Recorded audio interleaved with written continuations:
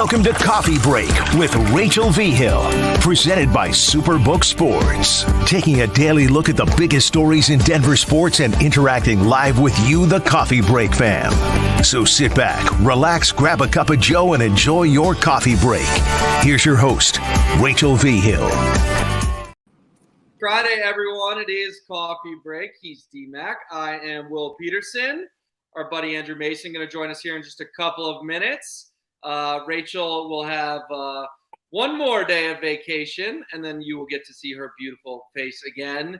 But D-Mac, hope she's staying up late. Little maybe NFL Network action in Alaska, because it's here, baby. It's game day. Let's get it. Finally, we're here. Hey, do you really have coffee in your coffee cup there? Is there really coffee there? Maybe. Or was that just a total fake sip right there? What oh no, there's liquid in here. There is? All right. What do we got? I got it's yellow Gatorade. Oh. The color of that isn't real appealing, so apologies, but I swear it is lemon lime Gatorade. So that is what I'm drinking because you gotta stay hydrated today, D. Hydrated. We're working till midnight, baby. You know, electrolytes. Yeah, it's everything's happening. You know, it's a slow burn today because the game starts so late at night. But yes, it's finally here, and it'll be fun to watch the starters. We'll have something to watch. Yeah, let's first sort of go big picture, and then we'll get into the starters once we get Mace here. But big picture, all right, I have a little trivia for you. I thought this would be fun. Let's go. Do you remember who the Broncos played in their first preseason game last year?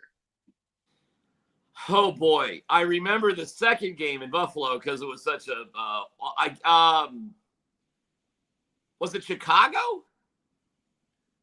I want to say it's Dallas. Oh, you don't even know? No, because remember they had the joint practices with the Cowboys, and then it was at Empower. Yeah. So that was the first game. Of course, I remember the joint practices because Randy Gregory wanted to fight everybody. The Broncos defense against the Cowboys offense was so outrageous. You know, there were 7 different fights. And meanwhile, I'll never forget this. Before the drill started with the Broncos offense against the Cowboys defense, Russell Wilson went around and shook every hand of every member on the Cowboys defense. And it just diffused the situation completely. Meanwhile, on the other side of the field, it's, end of days over here. It's Armageddon on one field and it's Kumbaya on the other. And that was the one practice where Russell Wilson actually looked good because he had been having kind of a rough training camp. So no, I do remember that. And that was the first game too. I mean, I'll take your word for it, but I guess that would line up. Yeah, I guess my point is we're all excited for tonight, and we're all going to watch tonight, and we're going to react to tonight. But a year later, you'll remember the regular season opener. I mean, the Seahawks game is burned into our brain, whereas the preseason opener, we can learn a few things, but I think my larger point, D-Mac, is we want to learn stuff, but we also don't want to overreact. Does that make sense? Because a year from now, you and I aren't going to sit here and say, oh, Broncos Cardinals on August 11th told us everything we needed to know, because that just simply won't be the case. Yeah, I mean, I learned more in the practices than the actual game. Obviously, I don't even remember the game. I couldn't tell you anything about it. But another reason why I probably couldn't tell you much about the game was because the starters didn't play. It was a whole new philosophy. It was a whole new approach.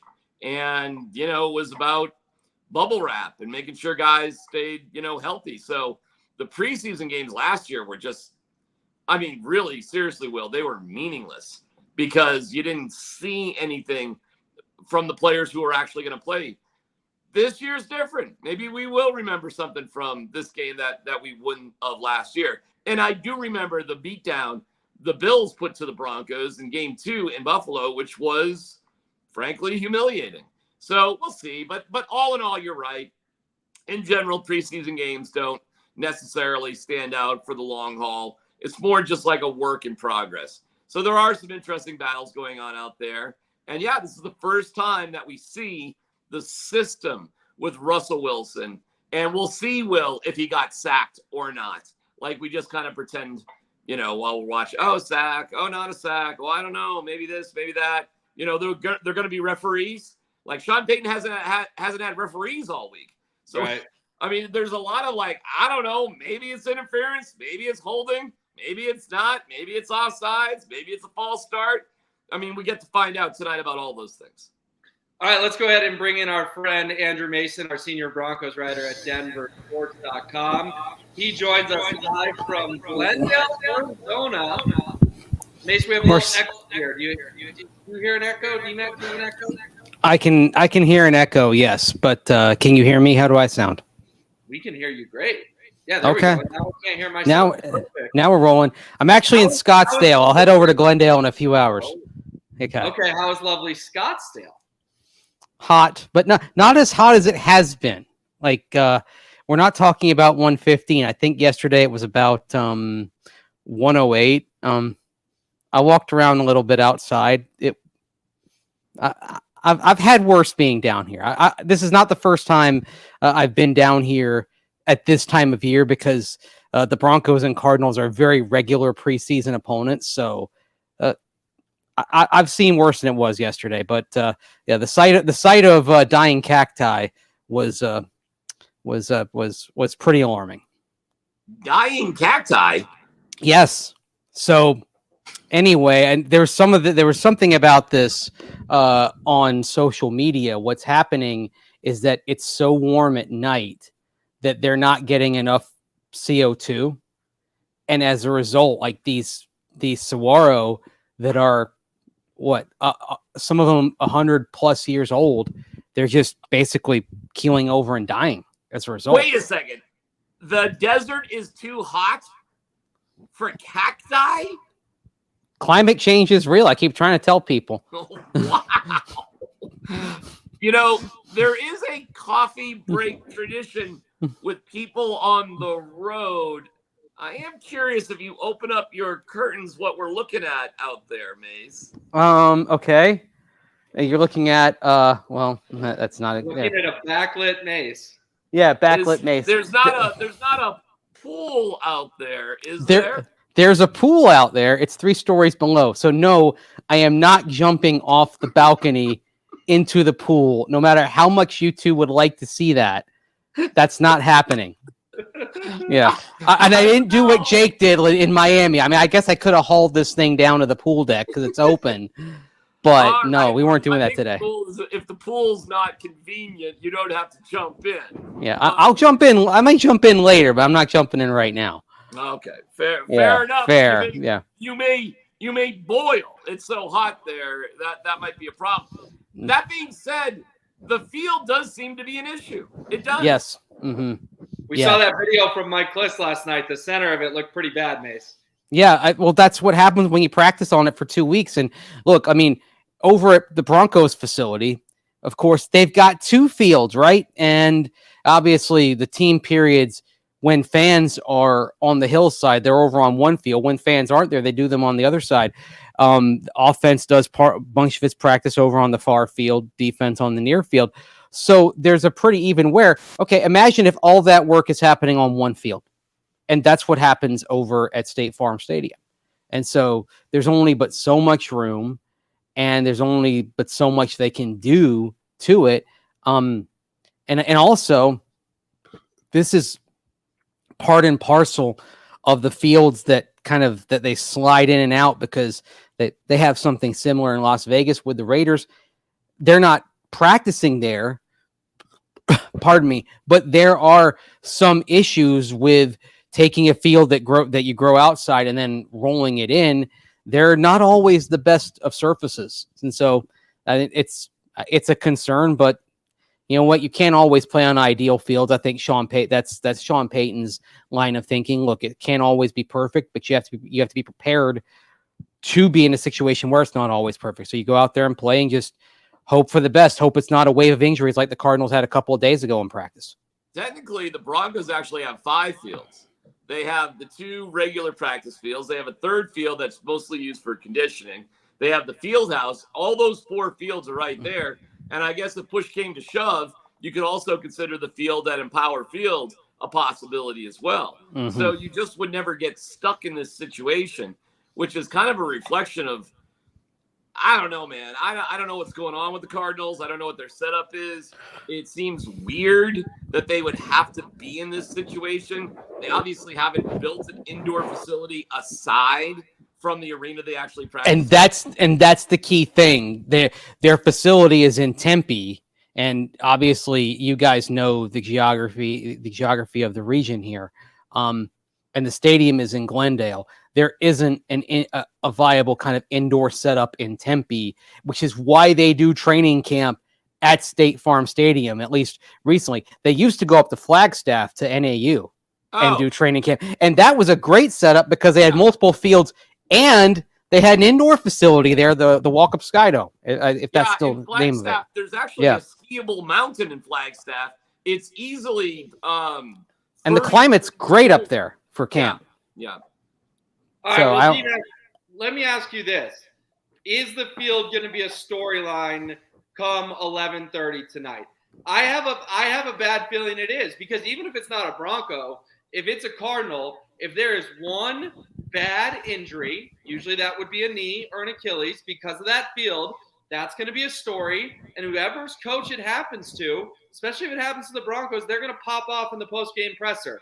Cardinals may have to be a little more careful because it's their own field. But I just sort of have this sick in my gut feeling that the playing surface in Arizona is going to be a story 12 and a half hours from now. Well, theoretically, having a game at the site of multiple Super Bowls is not a bad idea. What's a bad idea is to be using that field on a daily basis for training camp leading up to a game. That actually is insane.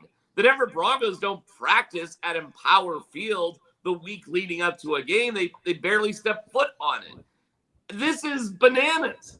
It is a actually ridiculous situation, and I wonder if anybody really thought it out. I think it's insane. I hope it's not a story. I just can't believe it's actually happening.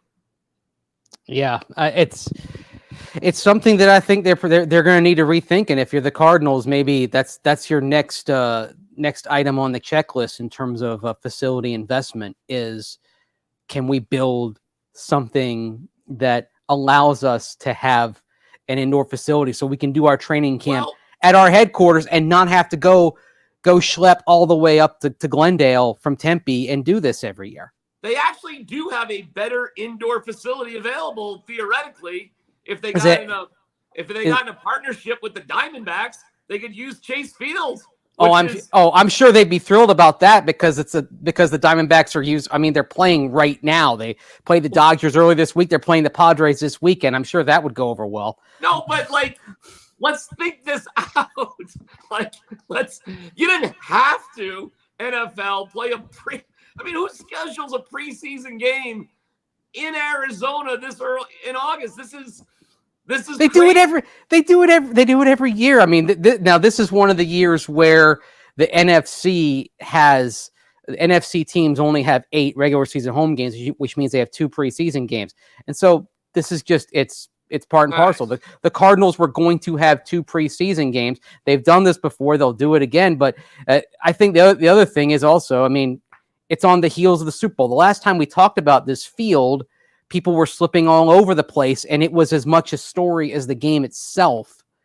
So, here we are again talking about the state of the field. Nobody is more messed up than the state of Arizona with pro sports, okay? They've got this dome in Glendale, which is near nothing. They have a skating rink area right next to the football field that is now abandoned because they couldn't figure out. Their hockey team plays on the campus of ASU in front of 3,000 people. 5,000. That's a nice small arena. Okay, it is actually really nice. They did a great job at ASU with that. I'd go watch McKinnon and McCarr play there. That'd be a treat. Yeah. It's so messed up. They don't share the hockey, basketball doesn't share an arena together, and they've got this baseball stadium, which is monolithic downtown that nobody goes to. They need to send the hockey team to Hartford or Quebec Well, they're about to build a new facility, supposedly. Mesa now is up. Yes, because they couldn't figure out how to build it in Tempe, so they're going 3 miles down the road to Mesa. All right. They're just going to cross off municipalities until they run out of places to possibly put the arena. Anyway, Arizona is one of Will's timeout because we are way off the plot here. Back on the tracks here, guys. We got a Broncos game tonight. I think that's enough time on the Arizona Coyotes. They're a rival of the Avs, kind of. I mean, let's get into the nitty gritty because we are, I would talk for 4 hours with you guys, but we are going to keep this train on the track. Mace, what do the Broncos starters need to do tonight in Arizona against the Cardinals? I say touchdown. Other people feel differently. I think a touchdown, 6 not 3, is important for that first unit. I'd be okay with just 2 solid drives, even if they end up in field goals. And then when I had a conversation with this on the drive a couple of hours ago, no pre-snap penalties. Want to see discipline there. Don't want to see false starts. Don't want to see delay of games. If you see that, then that's tangible evidence that they're making progress in an area in which they desperately need to make progress, which was a problem last year and was a problem as recently as last Friday and Saturday. I want the Broncos offense to more or less try to have the same night that Drew Lock had last night. You can have a couple of stalled drives. It's okay in the beginning, as long as you put something positive together as the game goes on. The Seahawks, I think, had 3 stalled drives with Drew Lock, but on the 4th drive, it was actually a thing of beauty. And Lock threw a touchdown pass in the red zone in the tiniest of windows. And you were like, okay, you don't have to be perfect right off the bat, but can you get a level of production that seems to make sense? You want to have some sort of satisfaction with the operation. It doesn't have to be, perfect, but it has to be effective and look like it makes sense, in my opinion. I'll take that. If Russell Wilson more or less has the night that Drew Lock had, cool by me. Yeah, but let's satisfaction. And May says 2 field goals. Guys, they're playing a team that's projected to go 2-15 or 3-14. The line is ballooned to 6 points. I don't understand why it's so bold for me to say score a damn touchdown. That's the expectation, and it's not just you two. It's everyone on the station is dancing around it. Well, I don't need to see a touchdown. Why can't the standard in Broncos country with a $250 million quarterback and a $90 million head coach be go play the worst team in football and score a damn touchdown? Why is that so high expectations? Because it's preseason. I mean, I get what you're saying, Will, but I can't go too far up or down on the actual result when at this point in getting ready for week 1, I think the process is probably more than what matters in the actual result. I don't know, man. I don't think it's not a big deal. Ben DiNucci's probably going to have 2 or 3 touchdowns at the end of the day in the 4th quarter. If you watch that Seahawks game, it was kind of tight and whatever. Then you wake up this morning oh, what happened in the second half? Well, a lot of hooey happens in the second half or 4th quarters of these preseason games that you probably shouldn't pay attention to. I get it. The Cardinals are a bad team, but hey, baby steps on this one. And I think if you had a full game against the Cardinals, I think everybody's going to beat the Cardinals. Just like the Arizona sports team scene, they are a mess. I mean, they're right in line apparently with the dying cactuses. Cacti. Yeah. More than one. There's dying cacti all over the place. Sky Harbor International Airport is littered with limp cacti. So I'm just looking for an effective use of communication, rhythm, that sort of thing. I do think Ben DiNucci, I think the 4th quarter for the Broncos is going to be spectacular. I think Ben DiNucci is actually pretty good. And you're right about how bad Arizona is. It would not surprise me at all if the Broncos with DiNucci score 3 touchdowns. But you're talking about Russell Wilson. Yeah, I'm talking about Russell Wilson and Jerry Jeudy. Go ahead, Mace. Yeah, you're right. I mean, what happens after Wilson and company leave the field? Honestly, that's kind of, in some ways, that's where the fun begins, because you're hoping that that Jarrett Stidham and Ben DiNucci kind of wing it, and you're hoping the other thing, when you get beyond that, we're all focused on the starters, but when you turn the page on that, first of all, you're going to probably see the collection of tight ends playing throughout the game. I mean, Tommy Hudson's listed as the number 6 tight end. He caught a pass from Russell Wilson on Wednesday, a nice play, right? So there's still some volatility in the depth chart. There's the chance for upward mobility or downward mobility, depending on how it goes. And so I'm going to be watching to see some of those guys down the depth chart if they can make plays. I want to see if Jaleel McLaughlin, for example, who is having an explosive run on a daily basis at training camp.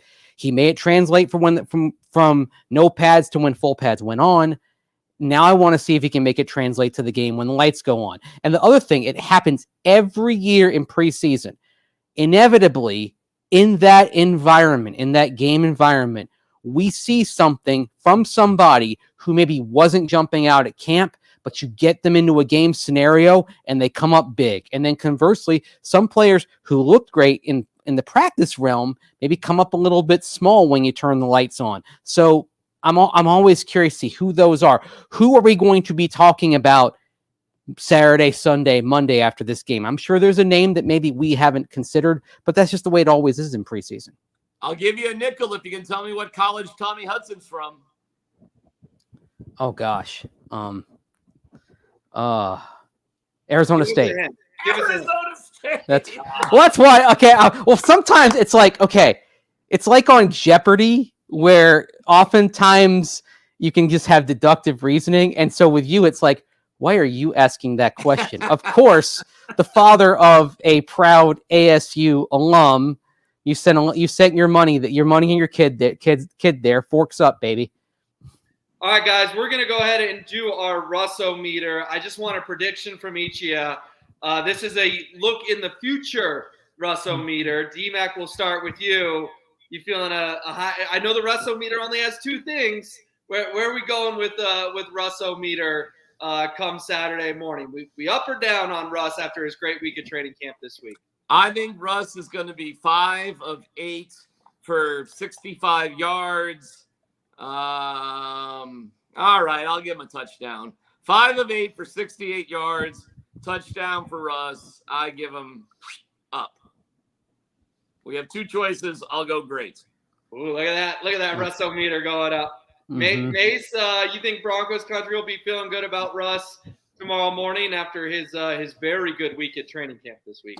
I think so. I think he'll carry it over. I think he'll be accurate. I think he'll be about, I'm going to say 7 of 9, 69 yards, and because there'll be a lot of short dink and dunk. And I don't know if it'll be a touchdown pass, but there'll be a touchdown drive. All right. Wow. Mace says good Russ as well. As long as we're in the spirit, guys, let's do hot or not. Mace threw out Jaleel McLaughlin. I like that. So I'll let D-Mac do the hot and Mace do the not. D-Mac, give me a sleeper tonight that a guy come, I don't know, midnight, we're going to say, ooh, he had a hot night down in the desert. Well, I guess we should talk about the fish. Troutman. I guess he's hot. I mean, he got named the number 1 tight end and all sorts of praise, and he can do it all. And I don't think many Broncos fans know who the hell Adam Troutman is. But, hey, let's go fish.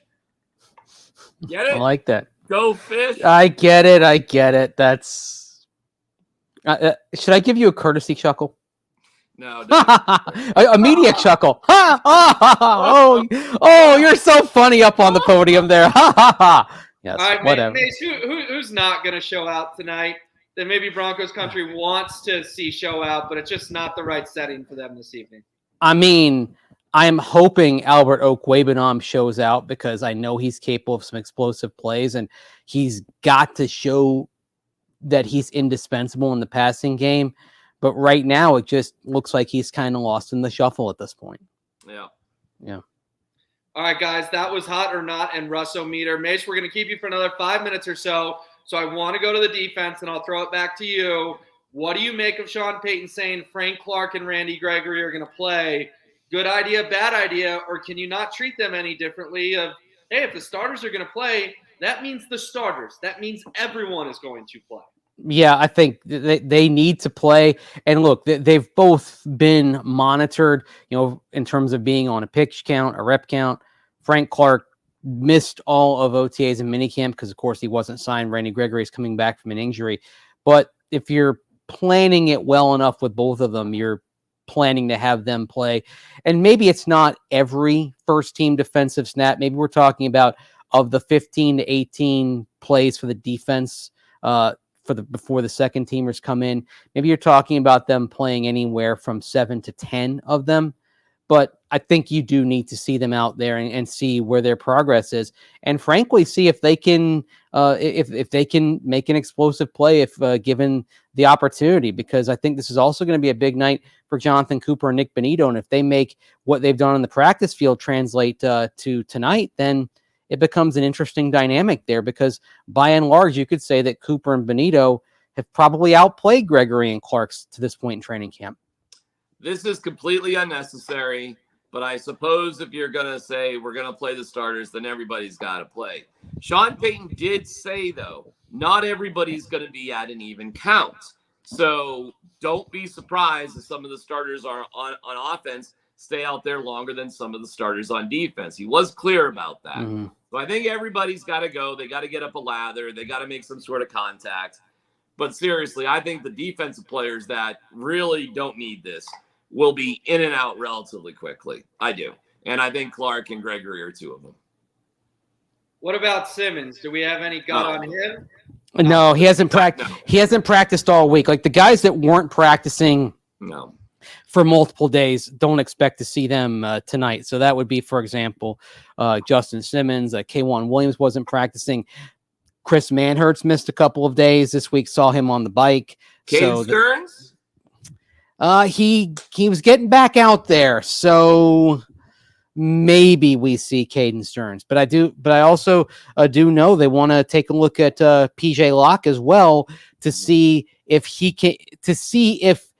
can handle being the top backup. Right now, you got Stearns and Kareem Jackson listed as co-number ones, but they want to find out what Locke can do, and that may inform their decision on Kareem Jackson on the 53-player roster if they find that Locke is capable of starting if asked to step in. So I think they're going to give him a long look tonight as well. I'll give you a couple guys that I'm curious to watch later in the game, and that's Taylor Grimes and Montrell Washington in terms of wide receiver. I don't really care about the special teams. And of course you don't. You've made that clear many times over the years, D-Mac. I mean, to me, isn't there a hot kicker competition tonight? No one's and they're both hitting 90% of their kicks so far, according to Ben Katwika, and that's both Elliott Fry and Brett Maher. And look, for Maher, this is where the rubber's going to meet the road, is in the games for him, because you got to find out after what happened in January when he was with the Cowboys. You have to find out kind of where he is headspace wise when he gets into a game. I mean, you see it physically on the practice field. He's good enough. Like he's got an absolute cannon. Like there was one he hit from 50, I think from 55. That thing could have been good from 70 and had the distance. He puts a lot on it, and I love D-Mac rolling his eyes there as we get into kicker talk. But we've seen that out of kickers, especially in hot summer weather at Dove Valley, literally for 20 years. It's different. It's different when you get into a game. That's what we start finding out tonight. Sure, but listen, McManus used to kick 70-yarders on the regular, which why a 64-yarder was like nothing. I mean, you build up your confidence in terms 46 left hash is good enough, right, Nathaniel?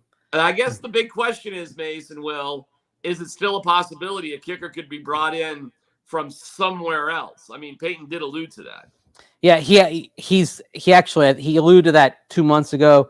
He's alluded to that again. They're looking around the league as well. And so they're not just competing against each other. They're competing against probably 15 to 16 other kickers who are going to be on the market when the cuts come down at the end of the month. So all right, Mace, we're fixing to find out. We'll get you out of here on this. There's nothing more meaningless, but also more fun than a hot preseason prediction. What do you got tonight down in Glendale? Broncos 31, Cardinals 17. 31? Yeah. we're gonna get, we're gonna see a game that gets everybody excited out there. You know, Oh, I was gonna say 30-6 Broncos. I mean, I think the Broncos are actually going to destroy the Cardinals because the lack of depth is significant for the Cardinals, and they do have to play 4 quarters. So the first half, maybe whatever. But I'm not joking. I think the Broncos are going to mollywop the Cardinals in the back half of this game. I think you're going to see some crazy numbers from Ben DiNucci. Like for preseason, I could see something like 15 of 18 for $180 from Ben DiNucci. No, I mean, it's going to be ugly. Ben DiNucci has been a better quarterback in camp than Jarrett Stidham. And you're going to put a better, he's a legit, I think, backup quarterback in this league. And you're going to put him against the Cardinals' third teamers? Yeah, have fun with that. And I'm telling you, Taylor Grimes and Montrell Washington are both legit as far as I'm concerned. And you never know with Alberto. I mean, maybe he makes a play. But I think the Broncos, third teamers, I think it's going to be a heyday for them. I think the Broncos win this one going away. Wait, so you've gone from Jarrett Stidham maybe pushing Russell Wilson, and now Ben DiNucci's better than Jarrett Stidham? No, I can't believe I misrepresented on this. Jarrett Stidham isn't pushing Russell Wilson. Jarrett Stidham is a different style of quarterback that Sean Payton likes, and that's why they got him. That's why they invested in him. So if the Russell Wilson experiment doesn't work, they're going to go in a completely different direction with Stidham, I guess, if Wilson isn't available. Stidham is not a Russell Wilson duplicate. If they wanted that, they would have got Marcus Mariota, which they easily could have got. But they didn't, did they? They just got somebody much different. And it just goes to show, if it doesn't work with Wilson, they're going in a different direction, fellas. All right. Glad we clarified that. Well, that's different than I'm Wilson. Second time out of the show. Yeah. Mace, great stuff. Enjoy the game tonight. We can't wait to read your work at denversports.com. Glad you're on the road once again this year, and we'll talk to you later, my friend. All right, thanks, fellas. Talk to you later today. See you, Mace. There he goes, Andrew Mason. Sorry, D-Mac. We need to get to the Nuggets, and we need to get to Nolan, but if you want to finish your rant, you can. I'm fine, Will. Let's proceed. Okay. Now I know how Rachel feels. You guys are so much fun. You're so entertaining, but sometimes I got to be the fisherman. I got to reel this thing back in, I like being on the side where I can just yell at you all day and Rachel has to reel me back in, It's different roles, right? You know how that works. You're the driver of the drive every day. I've been born to be reeled in, Will. Let's talk about some Nuggets schedule leaks, though, D-Mac, because we didn't get one. We got 2 yesterday. Yeah. How fun was that? We know the opener and we know Christmas Day. When you're the defending NBA champs, you're going to play in the biggest games. Nuggets will open the entire season October 24th at Ball Arena against the Lakers. Raise a banner with LeBron in the house. How sweet is that? And then Christmas, we are hearing reports. Christmas Day, not Christmas night. There is going to be some shifting. Oh. The ABC wants the Nuggets Warriors. There's a report out of South Florida from a very respected Heat beat writer, D-Mac, that Nuggets Warriors will get the 2:30 afternoon game treatment Christmas Day on ABC. Wow. Oh, okay. I saw the announcement. I just assumed we would have a repeat of Drunkapalooza. We all did. Christmas. But so let me explain real quick. There's an NFL game on ABC that night. So the NBA games will go back to ESPN. ABC wants the best NBA games. Those have to be during the day. The Dean Nuggets Warriors, one of the 5 best, or 2 of the 5 best. That'll be at 2:30 p.m. according to this report out of South Florida. Wow. Well, that's awesome. It's well deserved. That doesn't bum me out, but I will tell you, last year's game on Christmas against the Grizzlies, right? Grizzlies. Suns. The Suns. Sorry. Against the Suns was like one of the best games of the year, if not the best. And it was by far the loudest regular season game. It goes to overtime. Aaron Gordon was taking souls on dunks. I forget that guy's name, but you know what I'm talking about when he went over Dunk of the year, baby. Dunk of the year. Amazing. The crowd was, I mean, I don't know how else to put it. They were enjoying the Christmas spirit because the game didn't tip off till like 8:30. So there was plenty of opportunity to enjoy that Christmas spirit, Will, if you get where I'm going. Yep. So I actually am not opposed to the game being late because it was so much fun last year. However, man, oh man, we have come a long way with the Nuggets being the focused game on Christmas Day, like one of the biggest days of the year for the NBA, and the Nuggets are the focus of it, never mind opening up the season in general. Dude, what is going on here? It's crazy, D-Mac. It goes to show you that, we see Jokic atop the 2K rankings. Like, the Denver Nuggets, never thought I'd utter this sentence in my life, the Denver Nuggets are the sexiest team in the NBA right now. Yeah, because there's not a lot of reasons to think that they're going to dip. I mean, They didn't lose a starter. They bring back their entire starting lineup. They lose their 2 out of their 3 main reserves with Jeff Green and Bruce Brown, but you bring back Christian Brown, and we'll see the rest of it. But, I mean, you're bringing back the world champion that's bringing back its starting lineup. Pretty cool. What do you make of the Nuggets and Lakers tipping the whole thing off? Do you think the NBA just said, hey, this feud is too spicy? Yes. Michael Malone and LeBron used to be friends, and now you got LeBron posting about Michael Malone on Instagram while he's on vacation halfway across the world. Like, I think Nuggets-Lakers one of the better rivalries in the league right now, if not the best. Oh, my God. Malone is the Lakers' daddy, and then, all the response, and, yeah, and the natural – well, I guess you can call it a rivalry now, right? You couldn't call it a rivalry before, but you can call it a rivalry now. And I love all of it. I got to give credit to my man, Orlando Franklin, who said this is the closest LeBron James is going to get to a championship ring for the rest of his career when the Nuggets are presented their rings. Good line by Orlando. The whole thing is juicy beyond belief. And it figures to be like a 6:00 ceremony, on a Tuesday night because it's the first game of the doubleheader. So wild, man. I mean, it's just fantastic. I love it. I love it. I love it. I miss going to Nuggets games already. It's funny, like between the Avs winning the cup and when they started, I thought it was a short period of time. And when the Avs came back again, I was like, woof, man, that feels kind of quick.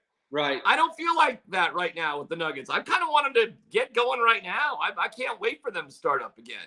And it feels like it's been enough rest here. Let's go. And you know why, Will? Because I really think we're anticipating that first championship was just the start of something else. And I know we felt like that sort of about the Avalanche, but hockey is just so exhausting, period. There's just something different about the NBA, in my opinion. So I can't wait for it to get here. I'm totally fired up for it. And I really do think this is a roll of something special over the next 4 years. One last thought on that Nuggets Christmas game. If it is 2:30, again, we're seeing reports, not confirmed yet. If it is 2:30, do you know what you're doing on Christmas Eve? Yikes. I don't know. Should I? You're going to Broncos Patriots at Empower Field at Mile High. Huh. Oh, that's a flex sort of game? No, I mean, right now it is slotted in for the, I believe, it's the 6:15 game on Christmas Eve. And gosh, and what day of the week is that, Will? Is that a Saturday or Sunday? Well, it doesn't really matter. It's a holiday. It's a Sunday. Sunday. Okay, my calendar's way off. But here's what I'm saying, D-Mac. You, in a 24-hour span, because you cover everything. I'm not trying to make you do stuff. I'm just saying you cover everything. You'll cover a Broncos game at 6:15 on Christmas Eve. Okay. You'll wake up with the fam Christmas morning, do your thing, and then you'll get your butt to Ball Arena for Nuggets Warriors. What a 24 hours. When are the Avs playing? Can you imagine? I don't know, but that'd be something if the Avs were playing earlier in the day before the Sunday night football game. If they had like a 1:00 puck drop or something. Will, that sounds great to me. I'm all for it. I'm an empty nester, Will. My kids don't come around anymore. So, whatever. Maybe I can. Well, I don't know. They got girlfriends and friends and this, that, Listen, you've worked with me. You can understand why people don't want to be around. I mean, it's the way that goes. I'll give them a ticket to one of the games. The Avs are home December 23rd against the Coyotes. Oh. Not the 24th, but the 23rd. But that's all kind of in a 3-day weekend then. Right. So 23, you go to the Avs. 24, you go to the Broncos. 25, you go to the Nuggets. Dude, let's go. Holiday. Let's go. All right, we got to get to our last topic. Nolan Arenado opening up to Drew Goodman, play-by-play voice of the Rockies. I'll let people read about it at denversports.com because the quote is fairly long, fairly lengthy.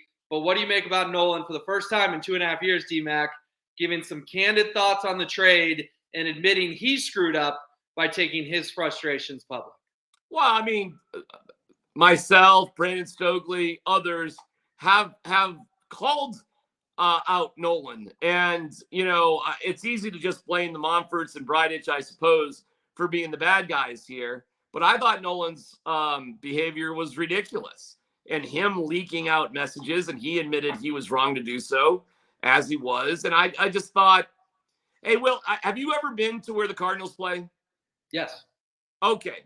When you walk up to that stadium, have you noticed there's like 20 monuments for Hall of Famers outside of the stadium? Oh, yeah. Okay. My point with that is that's Nolan just trying to gravy train something else that's already been accomplished. There's nothing special with that. He had an opportunity, in my opinion, to make his mark here. But he just went to St. Louis to be part of something bigger than he could ever be. And you know what? It's fallen apart in his face. They are dying for whatever reason on the vine. I don't know why the Cardinals are so bad. I just know they're so bad with Nolan. So is it really better there? I just thought it was childish behavior from him in the first place. I thought it was crybaby, whiny sort of stuff. And I'm not trying to say the Monforts or Bridich are perfect by any stretch. But that's a case where the owner of the team needed to figure things out. And before you just give away maybe the best player at third base ever, you probably should try a little bit harder to figure things out. So I guess, Nolan got himself dealt, and then Bridich quit, and yada, yada, yada. And frankly, Will, maybe they need to go with a youth movement anyway, but they followed that up with signing Chris Bryant to some sort of ridiculous deal, losing Trevor Story. They lost DJ LeMahieu, and you just are left with well, what are we doing here? And so I don't know. I think there's plenty of blame to go around, but I don't think it makes Nolan look very good. I don't know if there's any heroes in this particular story. Yeah, but real quick, and I'll give you 30 seconds. What about the maturity now, 2.5 years after the fact, to admit he screwed up? Can you at least applaud that a little bit? No, I guess. I don't care now. I mean, he's just admitting things that we kind of already knew. It's kind of like when Sean Payton, goes to tell Jarrett Bell about how lousy Hackett was. It's like, okay, we get it. So, great. Way to go. Nolan, I guess, enjoy St. Louis or the Dodgers or wherever else you're going to go. A healthy dose of sarcasm to wrap up Coffee Break. We love you, D-Mac. Great stuff as always. All these stories are at denversports.com. For Matt, for D-Mac, I'm Will. We'll see you next week. And trust us, Rachel V. Hill will be back at some point next week as well. Take care, everyone.